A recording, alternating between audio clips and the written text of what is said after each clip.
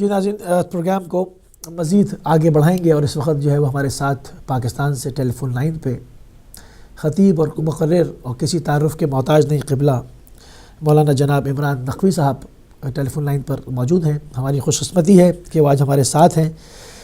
قبلہ، سب سے پہلے تو ان ایام کی خصوصاً عاشورہ کی تعزیت آپ کو پیش کریں گے اور آپ کی خدمت میں سلام عرض کریں گے۔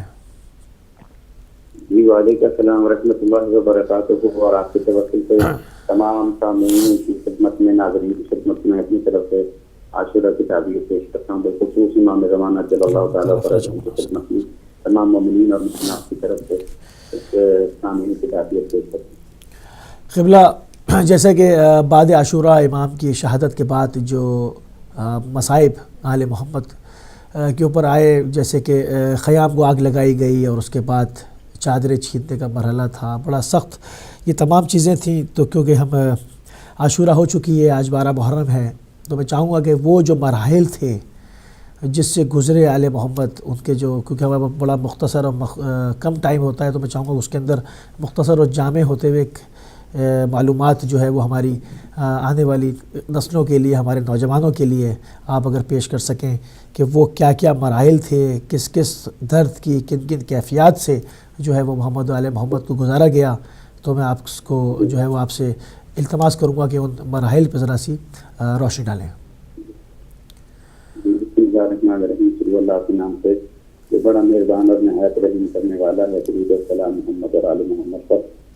یقیناً کہ یہ انتہائی سخت ترین منزل ہے جو آل محمد پر گزری ہے، اور لکھنے والوں نے یہاں تک لکھا کہ وہ لوگ خوش نصیب تھے کہ جو کربلا میں شہید ہو گئے، اس لیے کہ کربلا کے بعد کی جو مصیبتیں ہیں شاید وہ سے بہت زیادہ ہیں، اور کسی انسان کا بارگاہ خداوندی میں جان دے دینا بس پانی ہے، لیکن بعد کربلا کی جو مصیبتیں ہیں، لکھنے والے مقاصد لکھتے ہیں کہ وہ اسے زیادہ تکلیفیں ہیں، یہ جان دینے کی بھی زیادہ اذیتیں خصوص میرے چوتھے امام نے اٹھائے ہیں، اور ہمارے لاکھوں اور کروڑوں سلام ہیں میرے اس امام کو جس کے ہاتھوں میں اختریاں تھی، پیروں میں بیڑیاں، کمر میں لنگر اور گلے میں توق، اور سامنے بے ردا نبی ذاتیاں تھیں، اس پر ان کا خطاب ہوا تھا۔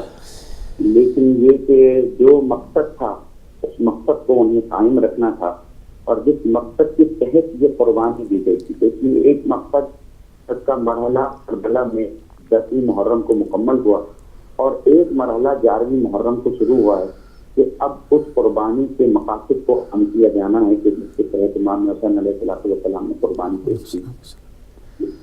عاشور کا دن یہ وہ مرحلہ ہے کہ جب امام عالی مقام اپنے 72 اصحاب کے ساتھ قربانی کا ایک مرحلہ مکمل کیا، اور اب دوسری ذمہ داری جناب زینب صلوات اللہ علیہ پر اور امام زین العابدین علیہ السلام پر ہے کہ وہ اس قربانی کے مقصد کا تحفظ کس طرح کرتے ہیں۔ قربانی کی عظیم ترین منزل کربلا میں ہے، لیکن اس سے زیادہ شدید ترین مصائب کربلا کے بعد کے ہیں کہ جو بیان کیے گئے ہیں۔ اسی لیے جب چوتھے امام علیہ السلام سے پوچھ کیا کہ آپ کے سب سے زیادہ مصیبتیں کہاں پڑی، مشہور ترین روایت ہے، تو آپ 3 مرتبہ کہا تھا کہ وہ شام تھا، وہ شام تھا، وہ شام تھا، کہ جہاں پر مجھ سے سب سے زیادہ مصیبتیں پڑی تھیں۔ تو جیسا کہ ہمارے سننے والے یقیناً ناظرین سن چکے ہیں آپ کے چینل توسل سے پروگرام ہوتے تھے، کربلا میں 10ویں محرم کو جو ظلم کیا گیا، اور جس طریقے سے بربریت کا ایک نمونہ تھا 10ویں محرم عاشور کے دن کربلا میں امام حسین علیہ السلام کے اصحاب کی قربانی، اس کے بعد آپ کے اقربا کی قربانی، اور پھر خود امام مظلوم کی قربانی، اور انتہا یہ ہے کہ حضرت امام حسین اور آپ کے اقربا اور انصار کے شہید کیے جانے پر بھی مظالم کا خاتمہ نہیں ہوا، اور امام حسین علیہ السلام کی قربانی کے بعد بھی مظالم جاری رکھے گئے۔ اور ان مسلمانوں کو کیا کہا جائے کہ جو آپ کے امانے کو اتار رہی ہیں تبرک سمجھ کر، جو آپ کے پیرہن کو اتار رہے ہیں تبرک سمجھ کر، جو آپ کا لباس لوٹ رہے ہیں تبرک سمجھ کر، لیکن وہ نواسۂ رسول کو قتل کرتے ہیں۔ ان تمام لوگوں کے نام لکھے کہ جنہوں نے امام علیہ السلام کی شہادت کے بعد کربلا میں لوٹا ہے سامان کو، بالخصوص امام مظلوم کے حوالے سے کہ کس شخص نے امام کا جو امامہ کا وہ لوٹا ہے، کس نے آپ کا جامہ لوٹا ہے، کس نے قمیض لوٹی ہے، کون تلوار لے گیا، کون آپ کی زرہ لے گیا، یہ تمام لوگ بہت افسوس کے ساتھ کہنا پڑتا ہے کہ یہ سب کے سب مسلمان ہیں۔ امام علیہ الصلوۃ والسلام کی سواری جس پر آپ سوار تھے، یہ انتہائی وفادار ترین سواری ہے، ظاہر ہے کس کی سواری ہے، اور اسی کے ذریعے سے پیغام جو ہے وہ خیموں میں پہنچا ہے۔ روایات بتاتی ہیں کہ امام حسین علیہ السلام کی سواری ہوئی، جب امام مظلوم گھوڑے کی دین سے زمین پر آئے ہیں تو کیفیت زیارت نازیہ میں امام زمانہ علیہ السلام کا جملہ ہے، اور بیان کرتے ہوئے دل پھٹتا ہے کہ میرا سلام ہو جس میں نازنی پر جو نہ دین پہ تھا نہ زمین پہ تھا، جو تیروں پہ معلق۔ اور جب امام گھوڑے کی دین سے زمین پر تشریف لائے ہیں تو گھوڑا جو آپ کا ہے سواری وہ لہو میں آپ کے ظاہر ہے کہ لہو لگا ہوا ہے، اور وہ واپس دوڑا ہے خیام حسینی کی طرف یہ بتانے کے لیے کہ میرا سوار مجھ سے بچھڑ گیا۔ اور دیکھیے کہ گھر کی سواری ہے، امام مظلوم کی سواری ہے، وہ سارے لوگوں کو پہچانتا ہے، جا کے رکا کس خیمے کے باہر، جناب سکینہ کے خیمے کے باہر جاتے ہوئے، اور جب جناب سکینہ باہر آئی ہیں تو اس نے اپنا سر جھکا دیا اور اپنی آنکھوں سے آنسو جاری۔ تو روایت کی بڑی سخت جملے ہیں کہ جناب سکینہ سلام اللہ علیہا کے گردن میں باہیں ڈال دیتی ہیں، بس ایک سوال اس سے کیا کہ اے میرے بابا کے گھوڑے مجھے اتنا بتا دے کہ مرنے سے پہلے کیا میرے بابا کو پانی مل گیا تھا یا پیاسا ہی شہید کر دیا گیا۔ اس قدر ظلم اور بربریت کی انتہا ہے کہ اس کا بیان کسی خطیب کے لیے، کسی ادیب کے لیے، کسی شاعر کے لیے ممکن نہیں۔ یہ رنگی صلی اللہ مقامہ کا ایک بند اس منزل پر مجھے یاد آ رہا ہے، اور بڑا خوبصورت وہ بند ہے کہ سر خاک سے پٹک کے پکارا گداغبار، سیدانیوں بچھڑ گیا مجھ سے میرا سوار، جلدی اتار لو یہ تبرک یہ ذوالفقار، کٹتا ہے وہاں بدو شہنشاہ نامدار، زہرا قریب لاش کے سر خاک اڑاتی ہے، خیموں میں جاؤ لوٹنے کو فوج آتی ہے۔ امام حسین علیہ السلام کی شہادت کے بعد حکم دیا گیا کہ پامالی، اور اس کے بعد پھر خیموں کو لوٹنے کا حکم دیا جائے کہ جی قیام میں بھی آگ لگائی جائے گی اور لوٹا جائے گا سامان۔ دنیا کے سامنے یہ پیغام ہم حسینی پرچم اٹھانے والے لوگ دیتے ہیں کہ دنیا بھر کی جنگیں جب ہوتی ہیں تو اس میں اگر مخالف فوج ختم ہو جائے تو پھر جنگ بھی ختم ہو جاتی ہے، اور یہ تو وہ لوگ ہیں کہ جنہوں نے جنگ کی نہ ابتدا کی ہے، نہ اس طور پہ انہوں نے اسلحہ جمع کیا، نہ لشکر جمع کیا۔ یہ امن کا پیغمبر تھے، یہ اصل اسلام کے وارث تھے کہ جو امن کا پیغام دیتا ہے، جو سلامتی کا پیغام دیتا ہے۔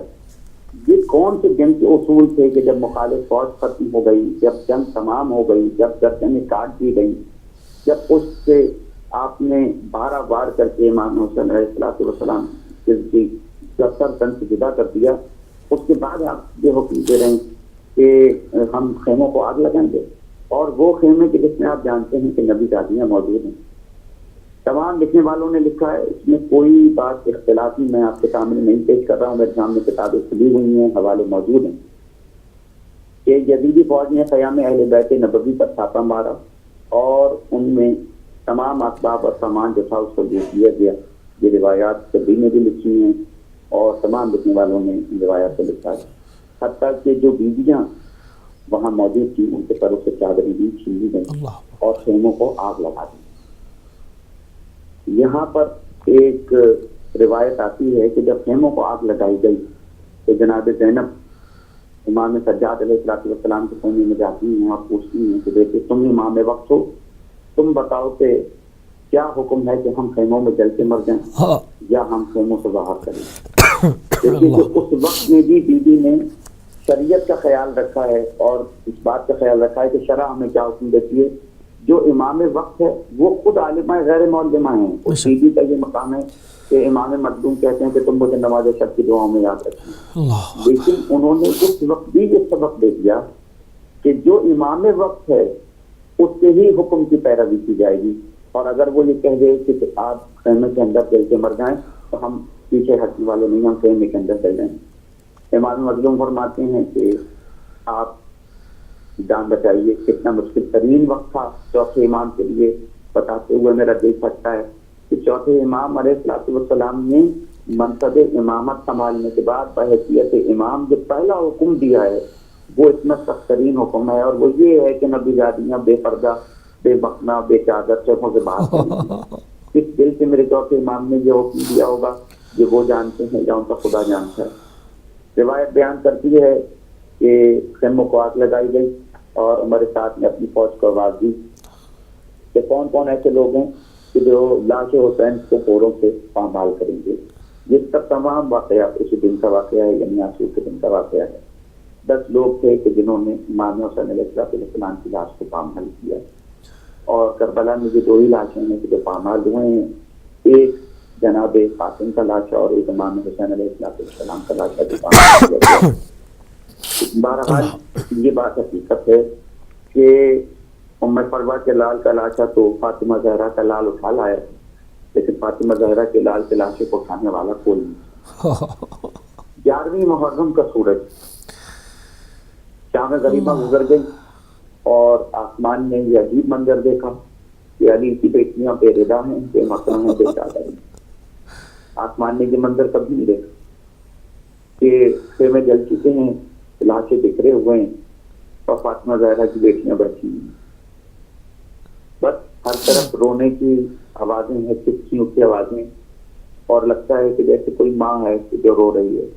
بچوں کو تو رونے کی بھی اجازت نہیں تھی۔ جناب زینب اب اس قافلے کی علمدار ہیں، جناب زینب بھی اس قافلے کی سالار ہیں، اور آپ نہیں، اب تمام بچوں کو دلاسا دینا ہے۔ میرے لاکھوں اور کروڑوں سلام ہوں بی بی پر کہ جو ہر کسی کے لیے ایک دلاسے کا باعث تھی۔ نہ معلوم کتنا حوصلہ پروردگار نے اس بیٹی کو عطا فرمایا تھا کہ جس نے ایک دن میں بڑا گھر اجڑتے ہوئے دیکھا، لیکن اس کے بعد پھر اس منصب کو سنبھالا اور اس قربانی کے مقصد کو سنبھالا کہ مجھے اب قیامت تک اپنے بھائی کے قربانی کے مقصد کو باقی رکھنا ہے۔ اجان گرامی قدر 11ویں محرم کا سورج طلوع ہوا۔ عمر سعد نے کبھی دیکھیے کہ کیا عجیب منزل ہے کہ عمر سعد نے جو اپنی فوج کے علاقے سے ان کو جمع کیا، اور اس کو جمع کرنے کے بعد نماز جنازہ ان کی ادا کی گئی۔ دشمن اپنی فوج کے جو بھی مسئولین ہیں ان کے نماز جنازہ ادا کر رہی ہے، لیکن رسول اللہ کے نواسے کے نماز جنازہ ادا کرنے والا کوئی نہیں اور ان کو دفنانے والا کوئی نہیں۔ شہدائے راہ حق کو چھوڑ دیا گیا اور ان کے جنازوں کو بھی اسی طرح چھوڑ دیا گیا۔ روایتی بیان کرتی ہے کہ اس کے بعد یہ حکم ہوا کہ تمام بیویوں کو بے کجاوا اونٹوں پر سوار کرایا جائے، ایک رسی سے سب کے گلے باندھے گئے، اور اس میں بچے بھی ہیں کہ جن کو باندھا گیا ہے۔ یہ کون بیویاں ہیں؟ یہ رسول اللہ کی نواسی ہیں، یہ فاطمہ زہرا کی بیٹی ہیں کہ جنہیں ایک ہی رسی سے باندھا جا رہا ہے۔ سارے سروں کو نیزوں پہ بلند کیا گیا اور اب یہ قافلہ کوفے کی جانب روانہ ہوا۔ بہت جلدی تھی ان لوگوں کو حاکم کے پاس پہنچنے کی کہ یہ ان سروں کو حاکم کے سامنے پیش کریں اور پھر ان سے زیادہ انعام اور اکرام حاصل کریں۔ عزیزان گرامی قدر، بڑی سخت ترین یہ منزلیں ہیں، یہ بیان کرنا بہت مشکل ہو رہا ہے میرے اپنے لیے بھی، اور اس کو محسوس کرنا کہ جب سوار کرایا گیا ہے، ایک کجاوا اونٹوں پر سوار کرایا جا رہا ہے، جب بیوی کو سوار کرایا گیا ہے تو آپ کی نظر نہر کی طرف گئی، جناب یہاں پہ جناب عباس علیدار علیہ السلام کا جس میں مبارک ہے، اور یقیناً آپ کے ذہن میں اور آپ کی نگاہوں میں وہ منظر بھی ہے کہ جب 28ویں رجب کو بیوی کو سوار کرایا گیا تھا تو تمام سوار کرانے والے موجود تھے۔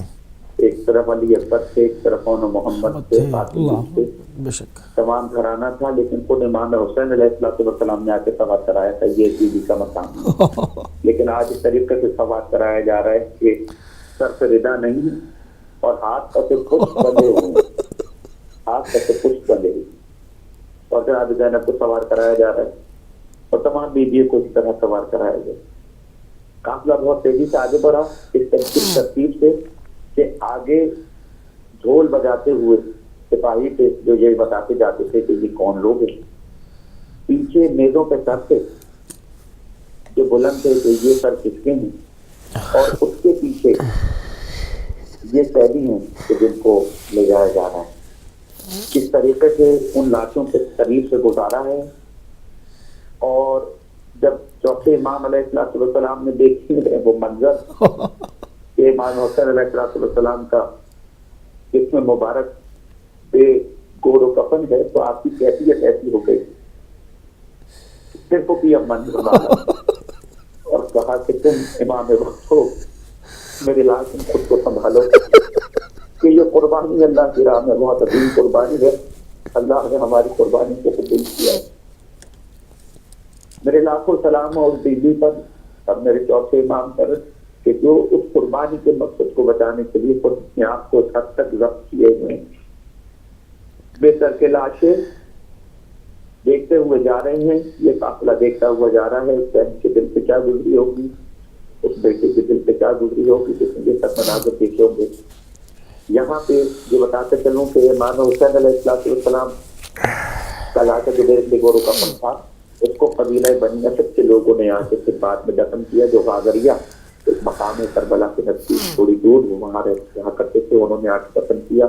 اور امام حسین علیہ السلام کو اسی مقام پر جہاں پہ آج آپ کی زری موجود ہے وہیں پر آپ کی قبر بنی ہے، اور آپ کی مائی کی جناب علی اکبر علیہ السلام کا لاش مبارک تھی، یعنی جسم مبارک تھا، اور وہیں سے آپ کی قبر بنی. جناب عباس علمدار علیہ السلام بحری فرات کے قریب. اور آپ کے اصحاب کے لیے یہ روایت آتی ہے کہ ایک گڑھا کھود کر یکجا دفن کر دیا گیا، اور جن کی قبور کا وثوق کے ساتھ معین کرنا موجودہ معاشر کے حوالے سے غیر ممکن ہے. گنج شہیدہ جو ہیں، بس اتنا ہے کہ امام حسین علیہ السلام کے گرد و پیش ہی تمام اصحاب امام حسین علیہ السلام کی قبر بنایا گیا. یہ وہ کیفیت اور حالات ہیں کہ جس میں یہ قافلہ روانہ ہوا ہے 11 محرم کو کوفے کی جانب، اور کوفے میں ابن جاج جو ہے وہاں کے وقت اور جلدی ہے تمام سپاہیوں کو اس پر پہنچا جائے اور زیادہ سے زیادہ انعام اور احترام حاصل کیا جائے. دعا کرتا ہوں پروردگار عالم کی بارگاہ میں کہ پروردگار عالم اس قربانی سے ہمیں کچھ سبق لینے کی اور اس نتیجے نتائج تک پہنچنے کی توفیق عطا فرمائے، جس کے لیے امام حسین نے اپنی عظیم ترین قربانی کی ہے. اور اس کے بعد اہل حرم نے بالخصوص جناب زینب اور امام زین العابدین علیہ السلام نے اتنی کٹھن منزلوں کو برداشت کیا ہے. پروردگار عالم ہمیں اس قربانی کے مقصد کو زندہ اللہم صلی علی محمد و آل محمد. بہت نہایتی تہ دل سے مشکور ہے، ممنون ہے کہ آپ نے اپنا اتنا قیمتی ٹائم جو ہے وہ ہدایت ٹی وی کو دیا. آپ کے توسط سے عزاداری ہوئی، لوگوں کے جو ہے وہ اشک رواں ہوئے ہوں گے یقیناً.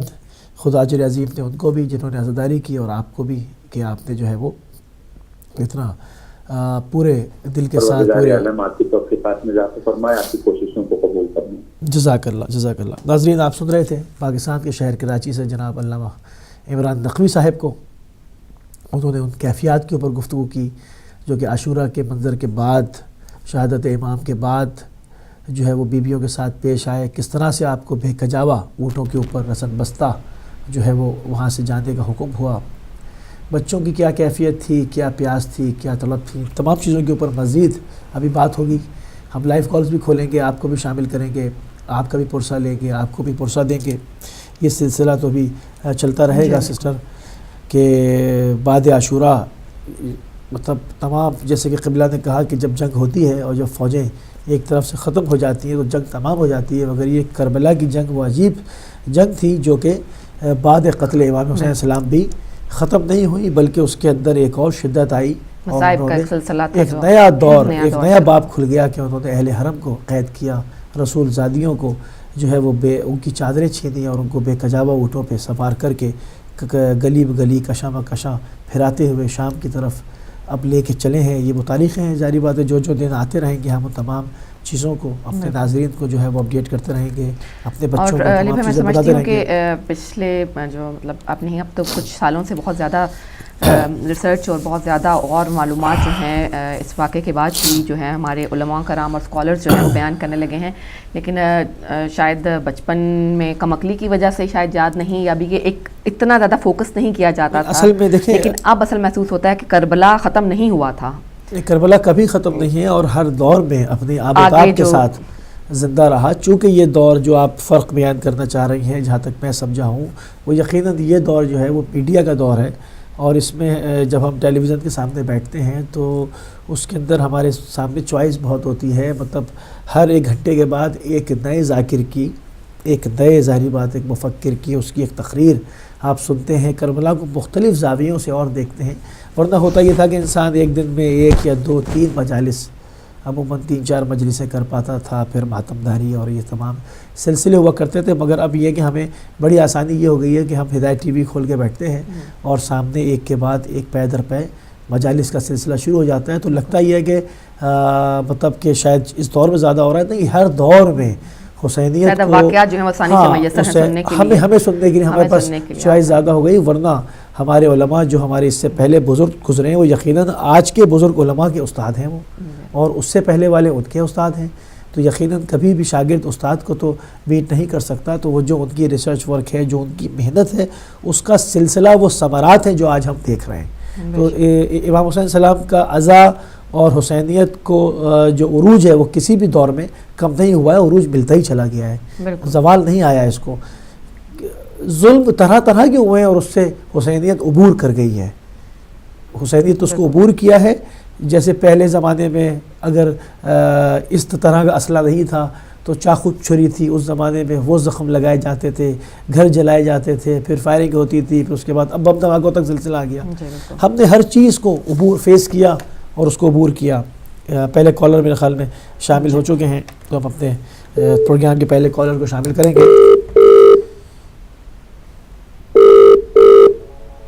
جی کال شامل کرتے ہیں. جی ہیلو السلام علیکم.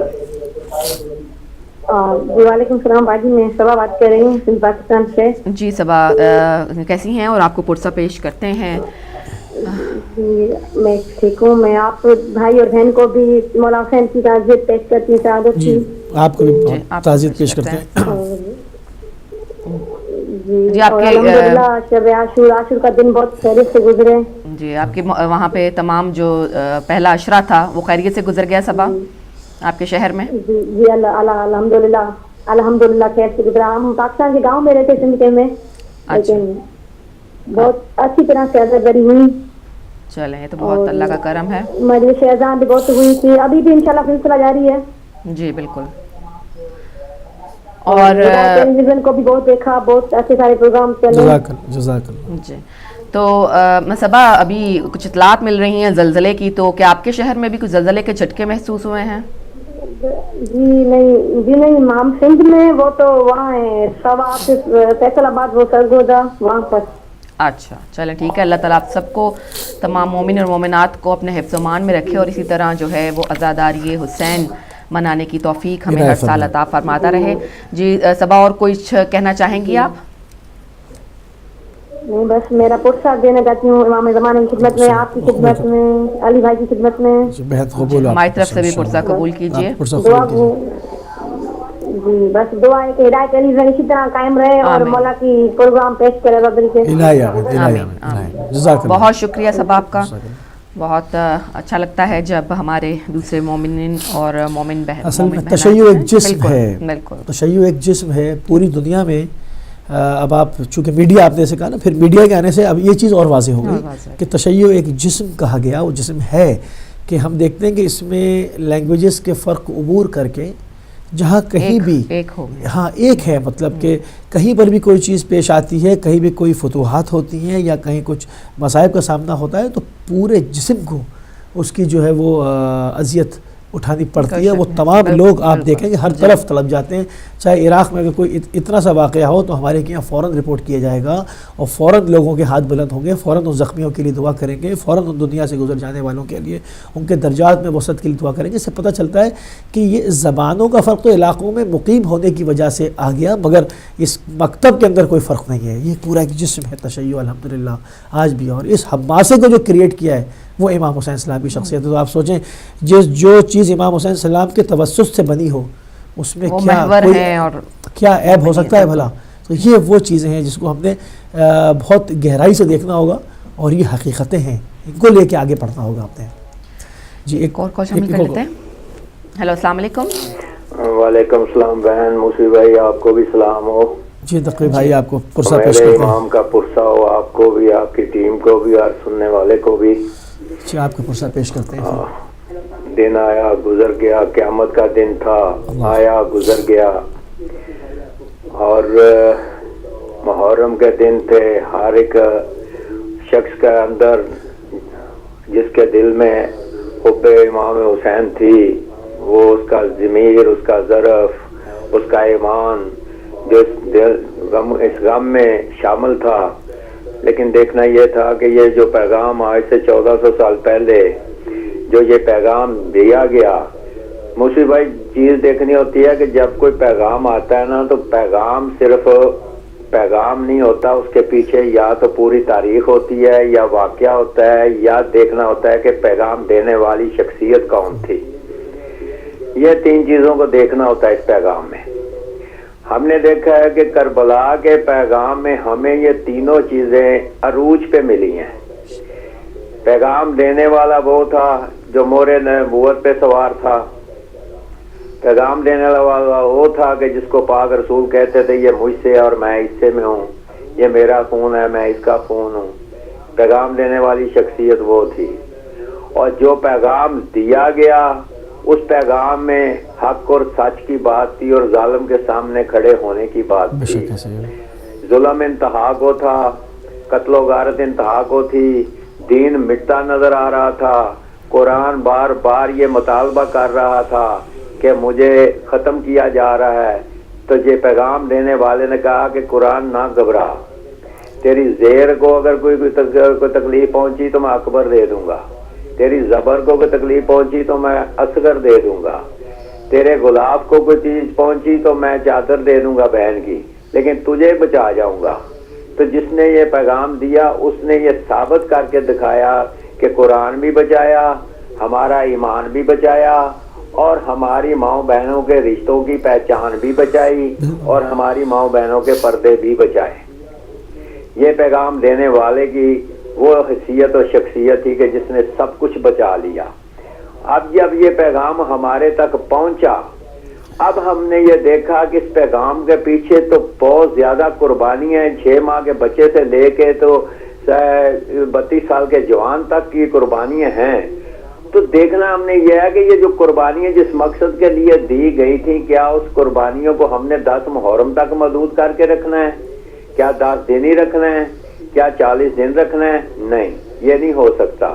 یہ پیغام قیامت تک چلنا ہے اور پورا سال چلنا ہے. اور ہم نے 10 محرم کو تجدید عہد کیا تھا یا کرنا تھا کہ کیا ہم اس پیغام کو آگے لے کے چلنا ہے یا روک دینا ہے یا یہیں ختم کر دینا ہے. کیونکہ اس پیغام کو ختم کرنے کے لیے 1400 سال سے کوششیں ہوتی رہی اور پوری کوشش کی گئی. آج بھی کوشش ہوتی رہی. آج بھی یزیدیت اپنے زور پہ ہے.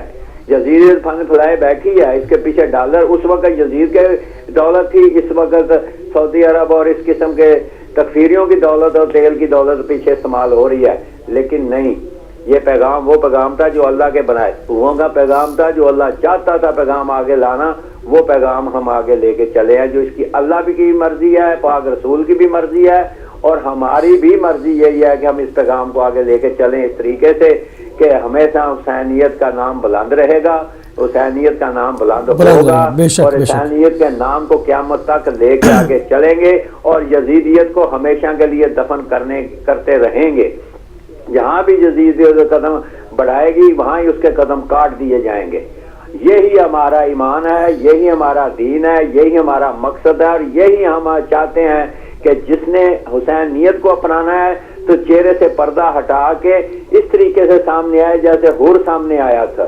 حر علیہ السلام جب سامنے آئے تھے تو یزید کو پیچھے پھینک کے آئے تھے.